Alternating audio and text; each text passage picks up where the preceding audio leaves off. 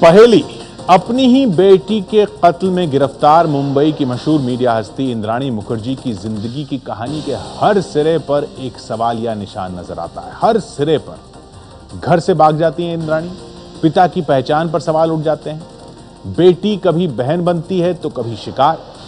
कितनी रहस्यमयी है इंद्राणी की पूरी जिंदगी, ये आप आज की ये स्पेशल रिपोर्ट देखकर ही समझ पाएंगे, क्योंकि ये उस पहेली की कहानी है जिसे या तो खुद इंद्राणी सुलझा सकती हैं या ऊपर वाला।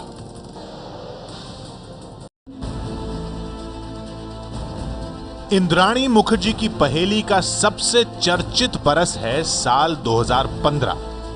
अब तक उनकी पहचान या तो आईएनएक्स मीडिया की पूर्व सीईओ के तौर पर होती थी या फिर स्टार इंडिया जैसी बड़ी मीडिया कंपनी के पूर्व सीईओ पीटर मुखर्जी की पत्नी के तौर पर। साल 2015 की 25 अगस्त की तारीख को इंद्राणी मुखर्जी की कामयाबी की कहानी पर अपनी ही बेटी के कत्ल का दाग लग गया। मुंबई में 13 बरस, कोलकाता में 11 साल, शिलोंग में बिताए 8 बरस और गुवाहाटी में बिताए 15 बरसों को जोड़कर भी इंद्राणी की जिंदगी की मुकम्मल तस्वीर नहीं बनती। इंद्राणी की पहेली नहीं सुलझती। कैसी पहेली है ये, कैसी पहेली जिंदगानी। थामा हारों का इसको किसने, हाँ ये तो बेदबानी। कैसी पहेली है ये, कैसी पहेली जिंदगानी। अपनी बेटी के कत्ल के इल्जाम में मुंबई पुलिस की गिरफ्त में आई इंद्राणी की जिंदगी की इस पहेली को सुलझाने के लिए हमें उस दौर में चलना होगा जब इंद्राणी नहीं, परी बोरा के नाम से जानी जाती थी और गुवाहाटी के सुंदर नगर में मौजूद इस बोरा हाउस में रह रही थी। पिता उपेन कुमार बोरा और दुर्गा रानी बोरा की नेम प्लेट वाला ये घर उनकी बेटी परी बोरा यानी इंद्राणी की पूरी दुनिया थी। लेकिन इसी दुनिया में इंद्राणी के साथ कुछ ऐसा हुआ जो अब पहली बार दुनिया के सामने आया है। आईएनएक्स मीडिया में इंद्राणी के सहयोगी रहे वरिष्ठ पत्रकार वीर सांघवी ने किया है यह खुलासा। इंद्राणी का सौतेले पिता ने शोषण किया। इंद्राणी ने मुझे बताया था कि उसके पिता उसे और उसकी मां को छोड़कर चले गए थे, जिसके बाद उसकी मां ने अपने देवर यानी इंद्राणी के चाचा से शादी कर ली थी। इंद्राणी के सौतेले पिता उसका शोषण करते थे और मां भी उसे नहीं बचाती थी। इंद्राणी ने कहा कि सौतेले पिता की वजह से ही उसे घर छोड़कर कोलकाता जाना पड़ा। पीटर और इंद्राणी शीना को हर पार्टी में लाते थे और उसे इंद्राणी की सौतेली बहन बताते थे।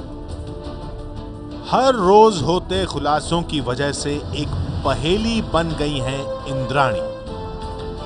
सबसे बड़ी पहेली है इंद्राणी मुखर्जी की उम्र, जिसे लेकर अब तक 2 तरह के अनुमान लगाए जा चुके हैं।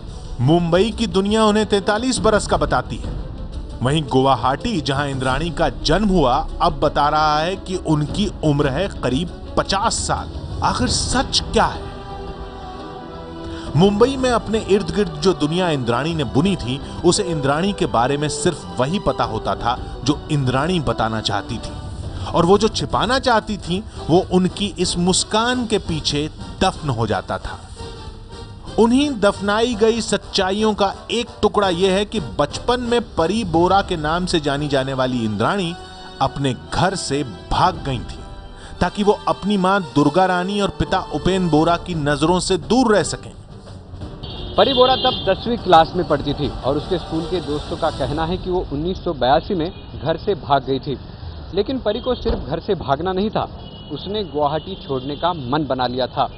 लेकिन उसका ये प्लान धरा का धरा रह गया, क्योंकि उसके परिवार ने उसे तलाश किया और गुवाहाटी रेलवे स्टेशन से उसे वो पकड़ कर ले आए। परी फिर एक बार बोरा हाउस लौट आई।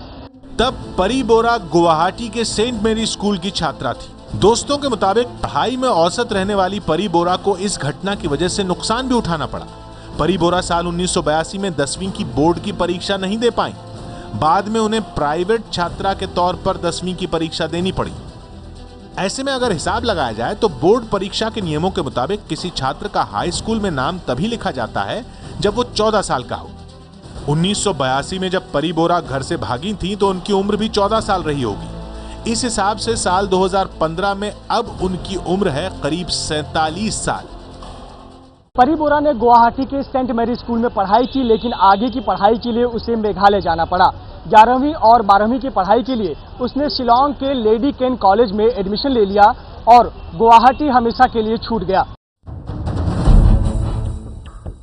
ये सवाल तो अब भी पहेली है कि ये क्यों और कैसे हुआ, लेकिन इस बीच कुछ ऐसा हो चुका था जिसका खुलासा इंद्राणी ने मुंबई की नई दुनिया में किसी से नहीं किया था। कहा जाता है कि शिलांग में रहते हुए परी बोरा एक शख्स के साथ देखी जाती थी और उस बेटी की मां भी बन गई थी जिसके कत्ल का इल्जाम इंद्राणी पर लगा है। सिद्धार्थ दास के साथ शादी हुई या नहीं इस बारे में कोई पुख्ता जानकारी नहीं मिलती, लेकिन उसी दौर में परी बोरा को एक बेटा मिखाइल बोरा भी हुआ जो अब सुना रहा है उस दौर की कहानी। मिखाइल के मुताबिक शिलांग में रहते हुए ही मेरी मां इंद्राणी का सिद्धार्थ दास से अफेयर शुरू हो गया था। ऐसा रिश्ता जिसकी वजह से मेरा और शीना का जन्म हुआ। शीना और मैं एक साथ बड़े हुए। शीना का जन्म 28 फरवरी 1989 को हुआ और मैं 9 सितंबर 1990 को पैदा हुआ। उस दौर में इंद्राणी को अक्सर एक काइनेटिक होंडा स्कूटर पर एक 1.5-2 साल की बच्ची को गोद में लिए हुए सिद्धार्थ दास के साथ घूमते देखा जाता था। कहा जाता है कि उस दौर में लोग इंद्राणी को एक खूबसूरत लड़की की नज़र से देखते थे जिसकी वक्त से कहीं पहले शादी हो गई। तब इंद्राणी 20-21 साल की युवती थी। लेकिन इंद्राणी की जिंदगी पटरी पर नहीं थी। अंग्रेजी अखबार द टेलीग्राफ के मुताबिक सिद्धार्थ दास तब इंद्राणी के घर पर ही रहते थे। इंद्राणी के पिता उपेन कुमार बोरा ने सिद्धार्थ दास की कमाई के लिए असम की राजधानी दिसपुर के करीब गणेशगुड़ी में एक छोटा सा फास्ट फूड जॉइंट खुलवा दिया था। लेकिन सिद्धार्थ इस धंधे को भी नहीं चला पाए। खाने पीने की वो दुकान चंद महीनों में ही बंद हो गई थी। ये वो टर्निंग पॉइंट था जिसने परी बोरा की जिंदगी को हमेशा के लिए बदल दिया। घर की दहलीज पार कर परी बोरा ने कामकाजी महिला की भूमिका निभाने की तैयारी शुरू कर दी थी। अंग्रेजी अखबार द टेलीग्राफ के मुताबिक परी बोरा के पारिवारिक दोस्तों को इस बदलाव की खबर लगी। परी बोरा तब कुछ निजी कंपनियों में इंटरव्यू देने जाने लगी। उसके एक करीबी पड़ोसी के मुताबिक वो बस अचानक गायब हो गई, किसी को कुछ नहीं बताया।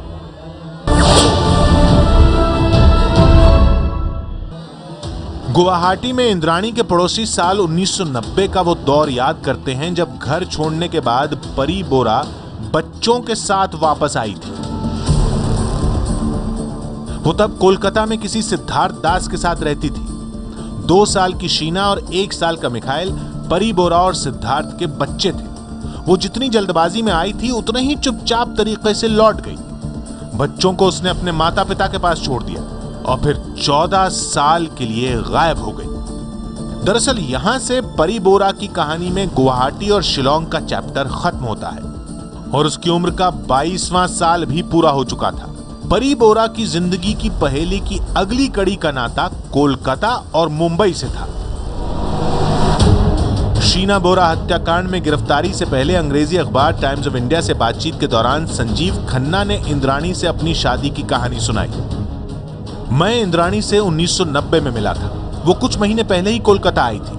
वो एक कंप्यूटर कोर्स कर रही थी और पेइंग गेस्ट के तौर पर रहती थी। कुछ वक्त तक हमारी मुलाकातें होती रहीं और फिर 3 साल बाद 1993 में हमने शादी का फैसला कर लिया।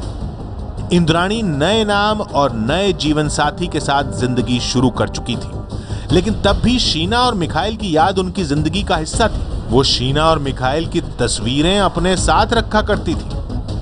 टाइम्स ऑफ इंडिया को संजीव खन्ना ने बताया कि ये तब की बात है जब हमारी शादी हो चुकी थी। जब मैंने उससे पूछा कि वो कौन है, उसने बताया कि वो दोनों उसके भाई और बहन हैं। मैंने उसे समझाने की कोशिश की कि वो अपने परिवार से रिश्ते सुधारने की कोशिश करे, लेकिन उसने मना कर दिया। इंद्राणी खन्ना के पहले पति संजीव खन्ना का ये बयान ये बताने के लिए काफी है कि सिर्फ 21 साल की उम्र में इंद्राणी ने तय कर लिया था कि वो अपने अतीत के उन पन्नों को कभी दुनिया के सामने नहीं आने देगी। संजीव के मुताबिक शादी के वक्त भी इंद्राणी के मायके से कोई शख्स शादी में शामिल नहीं हुआ था। संजीव खन्ना बड़े कारोबारी थे और खुद इंद्राणी एक महत्वाकांक्षी महिला। अपने सपनों को पूरा करने के लिए उसे पैसे चाहिए थे जो संजीव खन्ना के पास थे। इंद्राणी ने अपनी नई दुनिया की नींव कोलकाता में ही रखी थी। इंद्राणी ने संजीव खन्ना की मदद से 1996 में आईएनएक्स सर्विसेज प्राइवेट लिमिटेड नाम की एक एचआर फर्म खोली। इस फर्म का काम था छोटी और मझली कंपनियों के लिए कॉन्ट्रैक्ट पर काम करने वाले कर्मचारियों की तलाश करना। नौकरी मिल जाने पर कॉन्ट्रैक्ट कंपनी इंद्राणी को कर्मचारी के 1 महीने की सैलरी के बराबर पैसा दिया करती थी। आईएनएक्स सर्विसेज प्राइवेट लिमिटेड का नाम इंद्राणी ने अपने ही नाम पर रखा था। आईएनएक्स का मतलब था इंद्राणी विद एक्स फैक्टर। मेरे को नहीं लगता कि उनकी बहुत बड़ी राइज हुई थी। पीटर की राइज हुई है। पीटर वाज द प्रोफेशनल, वो उनकी बीवी थी, तो उनके ऊपर जंप करके उनको प्रोमिनेंस मिला था, लेकिन अपनी हैसियत, अपने टैलेंट्स के for them that was not why she was known. She was known as Peter's wife. एक तरफ इंद्राणी कामयाबी की सीढ़ियां चढ़ रही थीं, तो दूसरी तरफ उनके पति संजीव खन्ना की कारोबारी नाव डूबने लगी थी। इंद्राणी ने डूबती नाव से किनारा कर लिया। साल 2001 में इंद्राणी अपनी company INX services private limited के साथ मुंबई आ गई। साल 2002 में उस वक्त के स्टार इंडिया के सीईओ पीटर मुखर्जी के साथ उसका अफेयर हुआ और शादी भी हो गई।